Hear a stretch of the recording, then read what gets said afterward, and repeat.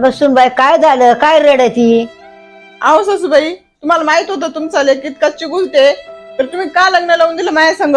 हा, पार्लरला 500 रुपये मागितले ते सुद्धा दिले नाही त्यांनी मला. असं काय सुनबाई, तुला त्याने पैसे नाही दिले काय? हे पैसे घे, तुला काय घ्यायचं ते घे. इथून पुढे जर तुला पैसे लागलं त्याच्याक मागू नको, माझ्याक मागत जा. ठीक आहे सासूबाई.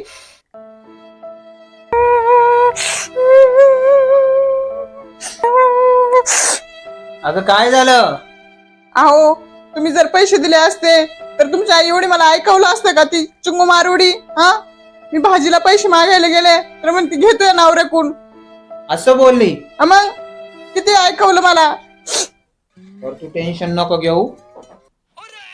काय नाही नाही ते तुम्हाला बोलली ती.